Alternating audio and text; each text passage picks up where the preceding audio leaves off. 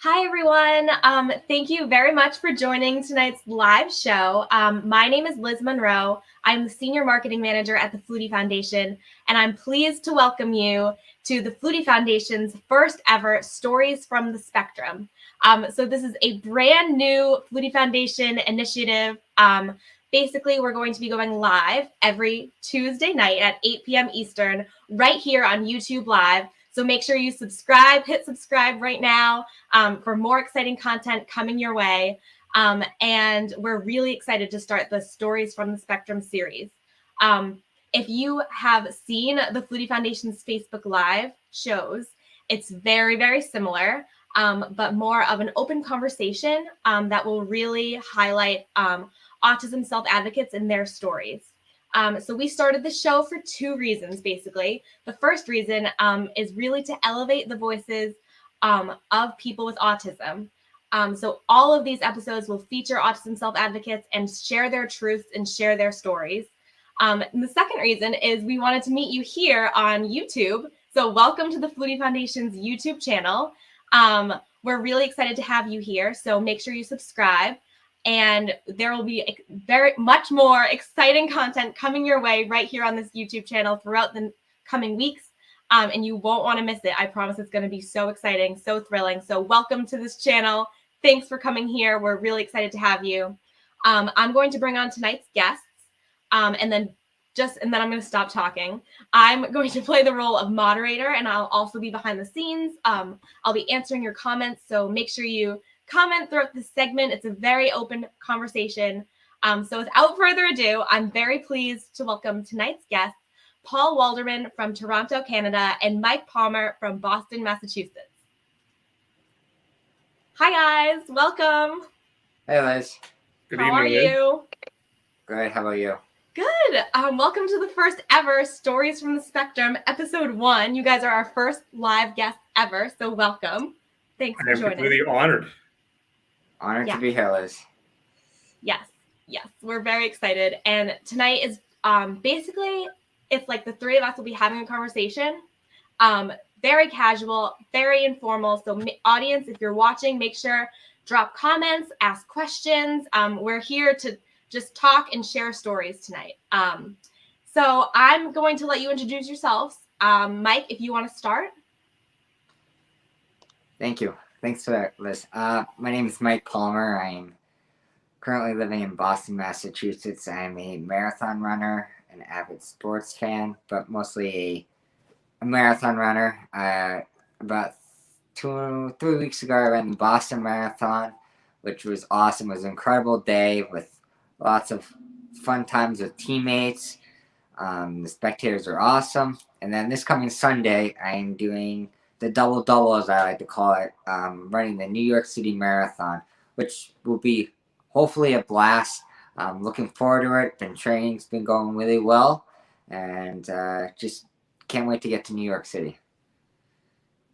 Amazing. Thanks, Mike. I'll be joining you in New York City. Can't wait. And then Paul, if you want to introduce yourself.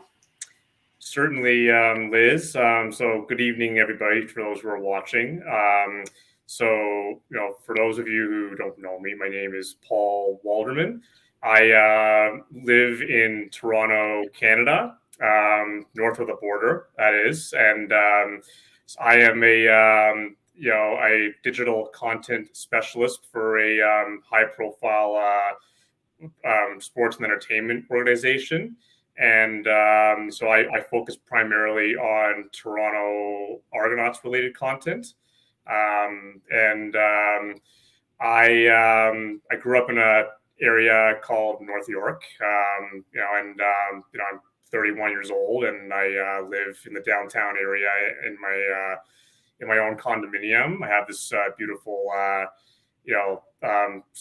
stack of sports memorabilia in my office, and I'm a big sports fan, just like Mike, and only on the other side of like the rivalry, the Maple Leafs, so hockey, the Blue Jays in baseball, TFC in soccer, and I'm a Buffalo Bills fan too.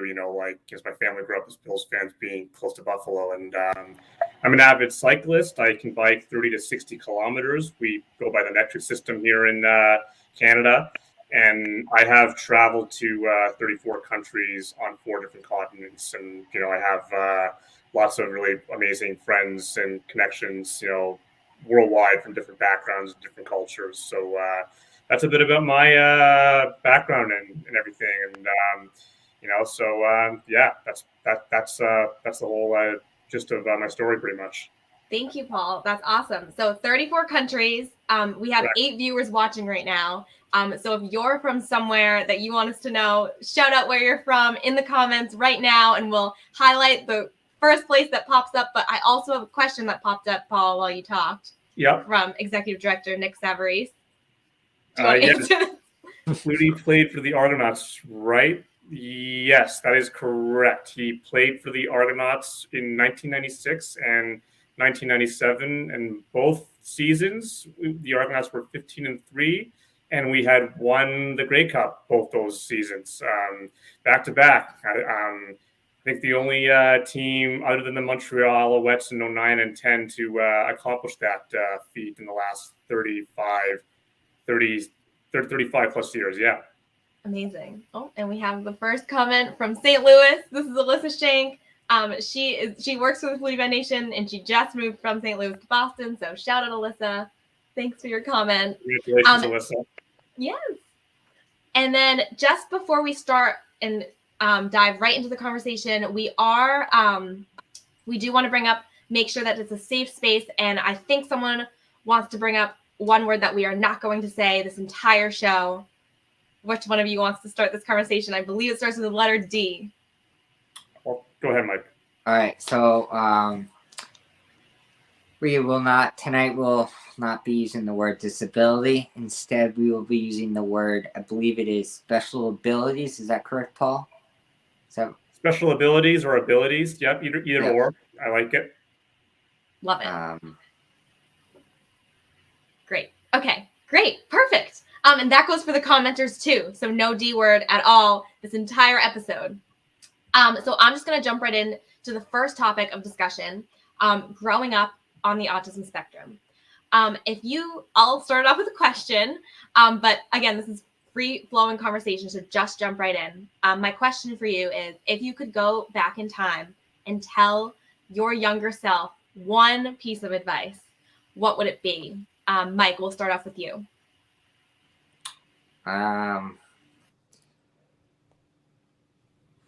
Honestly, growing up, there's a lot of people that told me no. So I would say don't take no as an answer. Have your own. Know that you can do anything that anyone can do. And every person's different, right? So if one person can't do something, it doesn't mean you can't do it. So my advice to my younger self was don't always listen to the other people. I felt like when I was younger, I was listening to my peers too much, and I wouldn't say they were controlling me, but to a certain extent they were. So that's what I would tell myself. Have confidence in yourself and don't let others say you can't do something.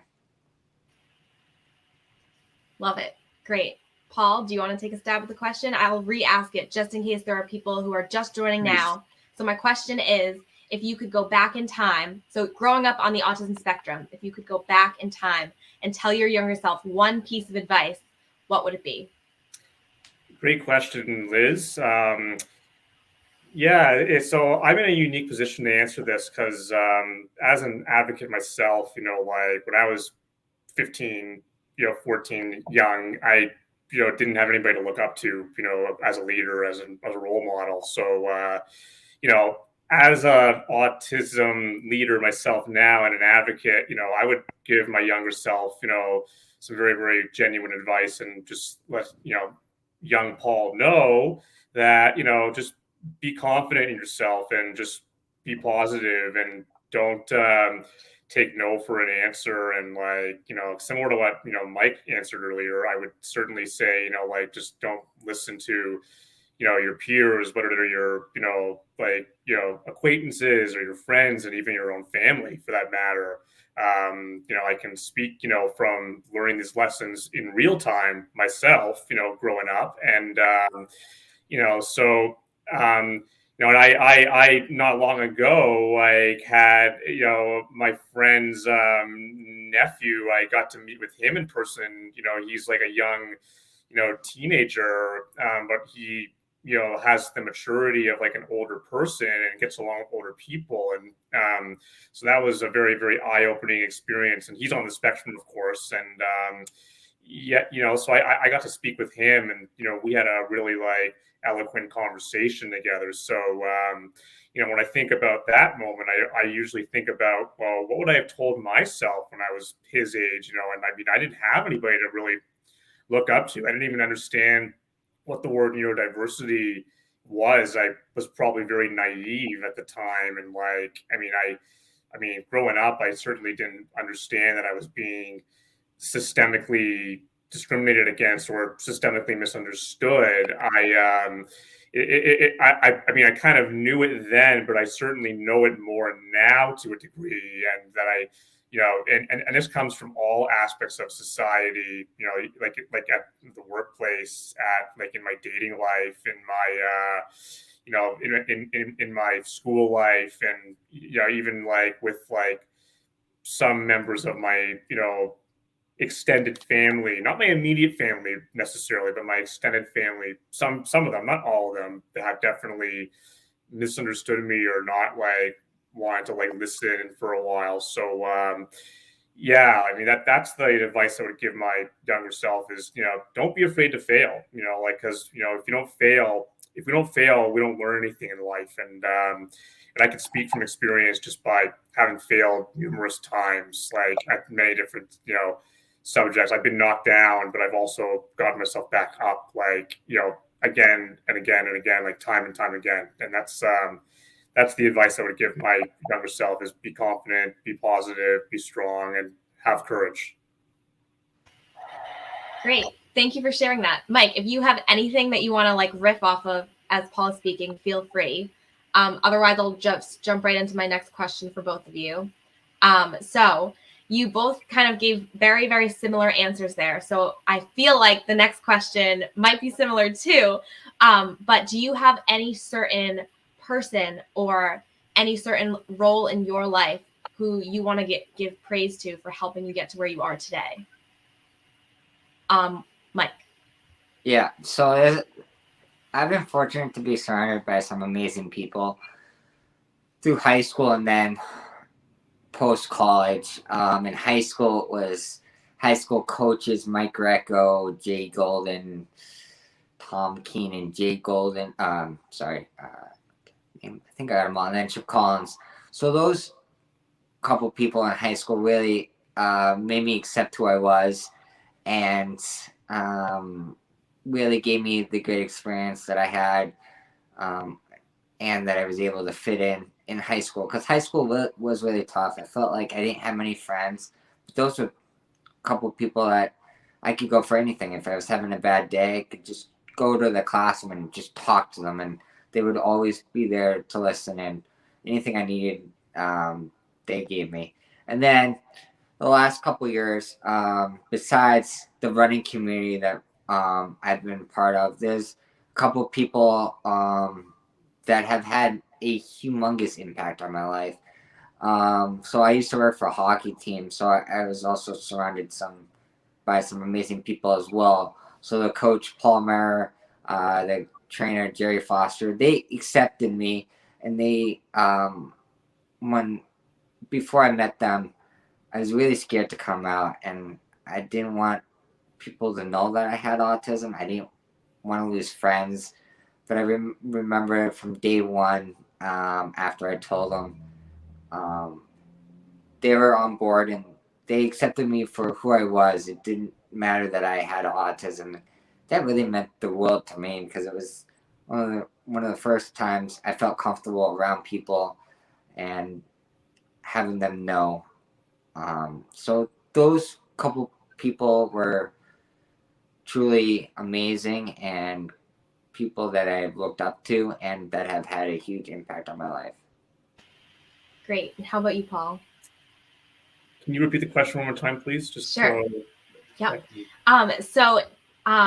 Growing up with autism, did you have any certain person or any like role in your life that really helped you get through your childhood, get through your life, get through a tough time, that you want to give a shout out to or praise and Of course. thanks?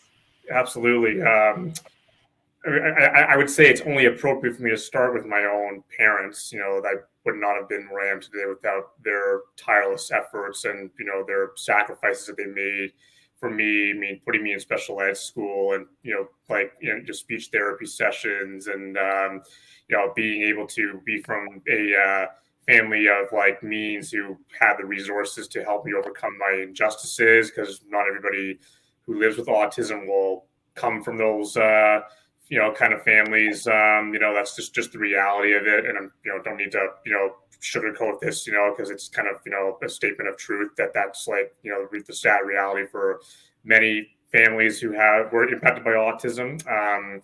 I would certainly like, you know, give a shout out to my friend and former high school teacher, Andrew Leisure. He taught me math and phys ed at Willowwood High School, and he worked tireless hours to tutor me through high school and through college and university. And you know, I would also give a shout out to my wonderful you know, fraternity brother Sam Kotmar. He's working now as a lawyer in Troy, Michigan. You know, so you know, he's like you know, one of my really close friends, and you know, we have done like we've had deep conversations together. You know, I want to give a shout out to my friend Bruno Frittori, who I, you know, went to high school with. We've been friends for 17 years. He, from day one, he's never ever judged me, and he's always like accepted me for who I am. And he's, you know, he keeps things very, very confidential all the time, and he's really, you know, it's important to be able to trust people and everything in that regard. And you know, I also want to give like a shout out to like, you know, my, you know, some friends from work. You know, they've like accepted me for who I am, and I, you know, become friends with, you know, a few of them, you know, for life. And you know, I also want to give a shout out to my wonderful friend Joanne Panetta. She's from Melbourne, Australia. I met her in Laos in 2017. She's a former teacher who taught in Singapore, and she now has her own wellness academy in northern Italy. And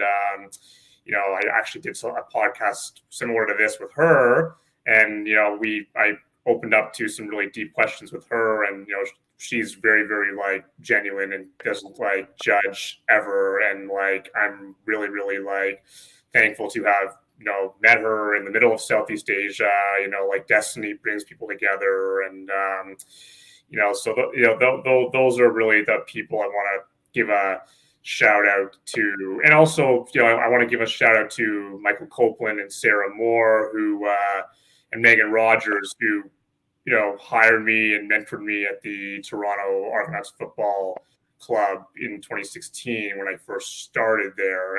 And they're all a big part of my life. And before I forget, I want to give a shout out to my wonderful you know, darling friend, you know, Asa Sultani. Without her, I wouldn't have been living downtown, and she helped find me. She's a real estate agent. She was practicing real estate at the time. She found me my condo in downtown Toronto, and then eventually found me this beautiful condo.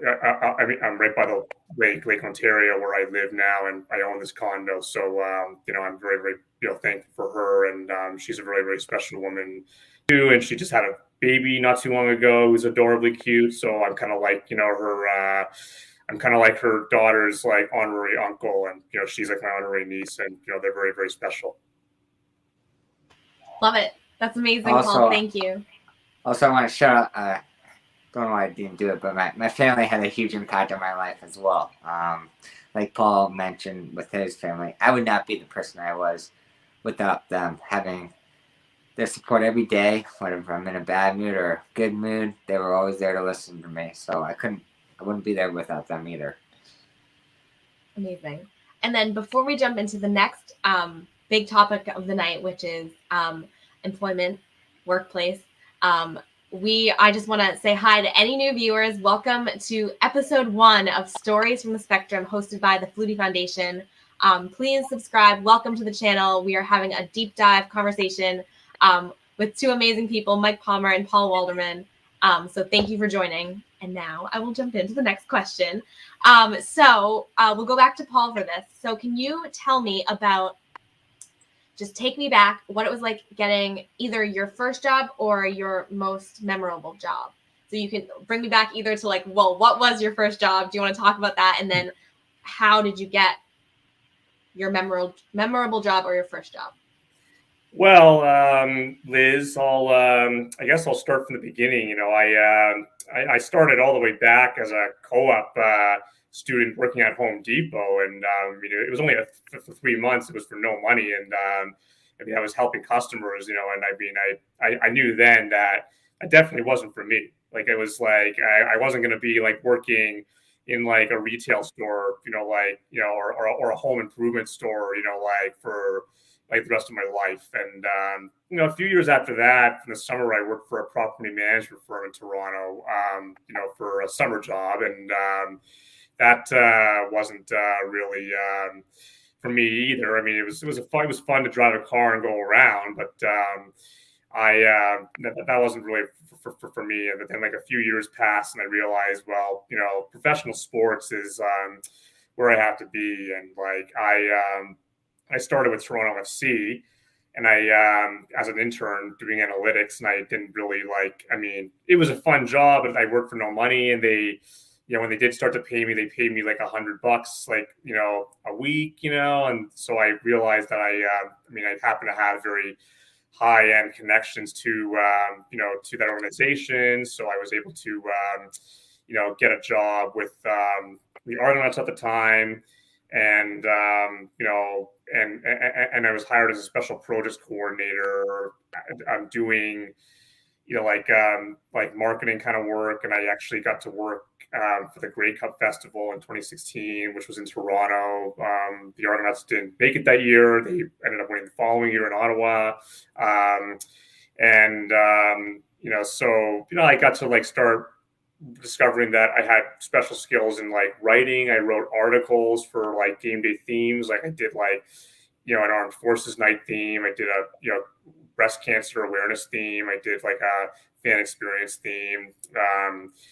So I did all of that, and and then the Argonauts happened to get acquired by Maple Leaf Sports and Entertainment. So we shifted over, from there to like the big corporation, and everything. So that was a transition in its own, and that was a quite an experience to go there, and that's where I am now. And so I was in I was in the ticketing department for a little bit, and then after trying it for a while, I realized that it wasn't for me. I mean, I love the people in ticketing, but didn't necessarily like the job. But thankfully, I still have some great connections in ticketing, and I'm still closer with like everyone there. And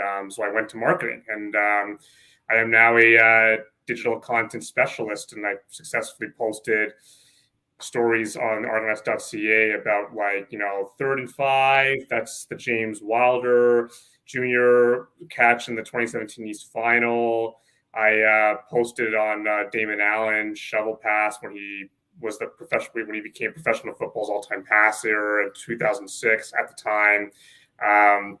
And I did 5 years at BMO series, after that, talking about the 5 best moments since 2016 at BMO Field when the Argos moved there. So that's been my experience, going into professional sports. And just this past year, I decided to open up on our workplace platform that I'm on the autism spectrum, and I got like the utmost like love and support from the entire company, like, you know, my, including from all my marketing colleagues and my former ticketing colleagues. And like, you know, it was very liberating. It was like incredible. And like, you know, and I started working closely with equity, diversity, and inclusion if at that point. And we've made some progress, and I became, you know, the ambassador leader at Maple Leaf Sports and Entertainment. And you know, that's kind of, you know, where I am today. And I'm trying to, you know, work hard to promote autism inclusion at my company, and education at my company, including unconscious bias training in the area of autism, because it's a very horizontal subject, autism. Like, so what do I mean by that? I mean, like, it affects all groups of people, whether you're like, you know, it doesn't matter what the color of your skin is, or what your nationality or gender or sexual orientation or social class is, like, or what country you're from, like, you know, or what culture you belong to.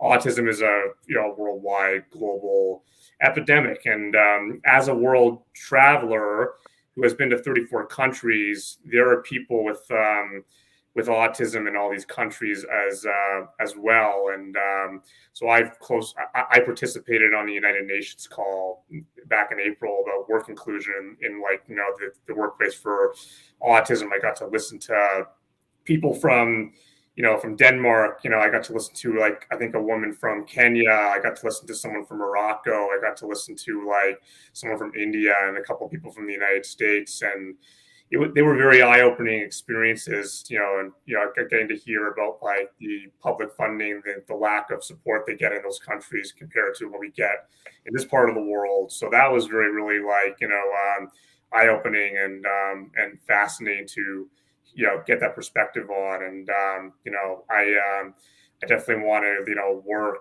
hard to you know, like, get my message across that you know, change is coming, and like autism is an ability, it's a gift, it's like inspirational. And like, you know, no one should be afraid to come out and like, you know, be their true selves. And because that's what I did, and you know, I feel much better because of it. And yeah, so that's my message to everybody who's watching here tonight. Love it. That's amazing. It sounds like you found your dream job where you can do what you love and also advocate for what you believe in, that's amazing. That's the dream. Mike, do you want to share about your first job, where your first job was and how you got it or how it went? Yeah, so I'm trying to think about when my first job was. I think it was in high school. I think it was at a local supermarket. I think I was a dishwasher at the time. I quickly learned that was not for me. I don't think I lasted that long because I knew it wasn't for me. But after that, I worked at another grocery store and still figured out that wasn't for me. So later on, I had some internships, wasn't paid. Then I got a job paying. My first real paying job was with the state, the government. And I was so excited. Say that you get to work for the government. I thought that was like the coolest thing. So that, and I'm still there today. We're running on almost 4.5 years. So that's been pretty cool. Liz, can you remind me what the rest of the question was? Just really talking about like, if you like, I don't know, do you wish like anything was different about how you were hired, or like the way in which you found the jobs? Like, do you wish things were different, or like? Okay. Well, I was lucky enough to get this job through a connection that I've known, but I feel like trying to get, especially with those on the spectrum, jobs are very hard to come by. So I feel like wish it was a lot easier for all of us to get jobs, especially that dream job. So I just feel like wish everything was a little bit easier. I get that it's not, but as Paul was mentioning, change is coming, and this is just the start of it. So yeah, I just wish it was a lot easier to get jobs, because the message needs to be out there that we can do everything as others can do, if not better. So we need to continue getting that message out there. Perfect. And then I'll close it off. To add to that, if I may. Yes. Not long ago, I had a interview with Deloitte. They're like an insurance company in Canada, or they're like a tech company, I believe. I don't really know too much about them, but I had an interview with them, and they were conducting a survey on like actual autistic people and everything, and they work with a company called Autism. They're like a tech company that works with my company, with MLSC, and they like advocate like for including like actual autistic people. So I did a survey with them, and they like asked me a lot of questions, and I was very like upfront with them about my own experience and what I went through in the workplace, and I wasn't necessarily fully understood or didn't have all the proper equities to begin with, though. As time went by, though, we got an equity, diversity, and inclusion department, so things started to change, and I was open to my former manager, and him and I are now like very close friends. He's been so supportive of me. I mean, he didn't necessarily understand me in the beginning, but we came to terms, and now he like understands me, or tries to understand me at least as much as he can, and as much as like the company can and whatnot. But like Deloitte apparently wants to publish a survey that includes me in it, so I'm have to follow up with them, and I probably will. I'll put it on my agenda. But the most important thing, though, about autistic people in the workplace is they have special skills, like that can be very valuable to large corporations and organizations, and everything. And some of the most like talented people in history, and I happen to be a big history nerd. I love history. It's like so. Yeah, I want to give actually a shout out to my friend, Dr. Arn Koslenko, because was my former history teacher at Ryerson University. He was a big part of my life, and he taught me how to think critically. So thank you, Arn. Big shout out. And so anyways, so history has shown that, like people like Mark Zuckerberg, Elon Musk, and Bill Gates all happen to have like a form of autism. But one individual who stands out more, who had really special skills but was misunderstood, was Alan Turing. Who was Alan Turing? For those who may not know, he invented the Bombay and Colossus computer machine that helped crack the German Enigma code in World War II at Bletchley Park in the UK. So he is portrayed by Benedict Cumberbatch in The Imitation Game. And so, I mean, it wasn't known at the time, but, he had a condition which we all know now was a form of autism. Just they didn't really know it then, but we know it now. That's kind of where I'm going with this. So I found that very fascinating. And, and I really love like stories like that, like espionage stories, so that's really, really fascinating, because like autism, people have special skills, so there's a lot of like actual autistic people who can work in technology and in like mathematics and science and like world geography and like, and all those areas. And even in entertainment, like even like, like musicians and everything have a form of autism as well. So that's really important for workplaces to understand and to, include when it comes to hiring actual autistic employees. And just to sum it up here, so I was recently appointed as an actual autistic leader for a very prestigious organization called New Haven Learning Center in Toronto. They're a non-profit organization that helps children and young adults on the autism spectrum. So I'm their first board member on the autism spectrum in a leadership position, and I'm very, really proud and and humbled to have that honor. Amazing. Mike, any final thoughts about autism in the workplace? To just go off with the inclusion part, feel like everyone can be more inclusive, especially the workforce, whether it's friends, anyone. I think that's where the change is going to have to come, is people want to have to start being more inclusive. That's the only way more people are going to find out our special abilities and aspects like that. Love it. Amazing. Okay, and then just to close out today's segment, let's talk about dreaming big. I have two very highly motivational people right here with me on this chat. Mike, we'll start with you. You're like on to your next marathon, literally like next weekend. Like, what's next for you? What keeps you going? What's your next big dream?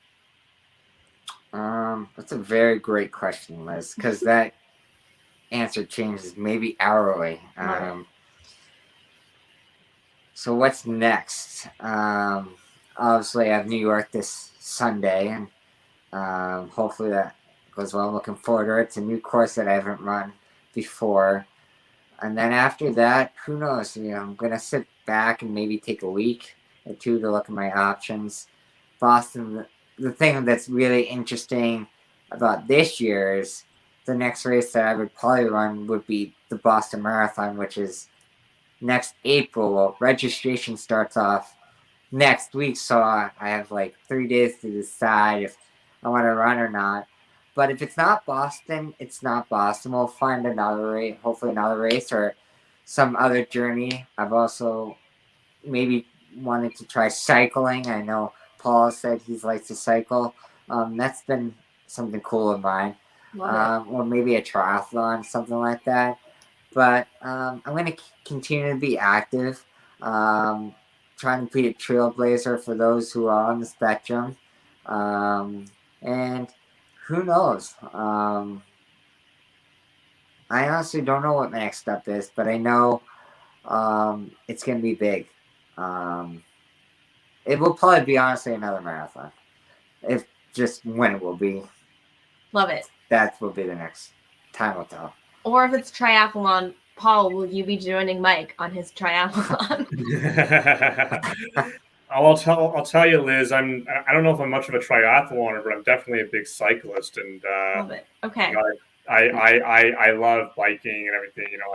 I biked 4,000 kilometers this year, and it's a lot of fun, but it's very dangerous at times. You really have to have like a good IQ when you're going fast and riding along very close to other cyclists or pedestrians, or even when on the road with other cars and like trucks. It's like, you have to really like be mindful of your surroundings. And I've had a couple instances where I've fallen a couple of times. I mean, not often, thankfully, but it only takes one bad fall to really get seriously hurt. And but you have to have the mental fortitude and toughness to get back up and keep going. And I mean, it's no different for, I'm sure Mike can relate to this, if you're on a marathon, Mike, I'm sure, people fall and get hurt, but they have to get themselves back up and, run the last few extra miles in your case, I guess. And it's the same mentality when it comes to bike riding. I can attest to that. That's happened before. Luckily, everything was okay, but I could totally attest to that. Absolutely. Love it. Okay, well, we'll do a cycling event ASAP. Cannot wait. Paul, you're living your dream job. You're advocating for people with autism. What's next for you? What's your big dream?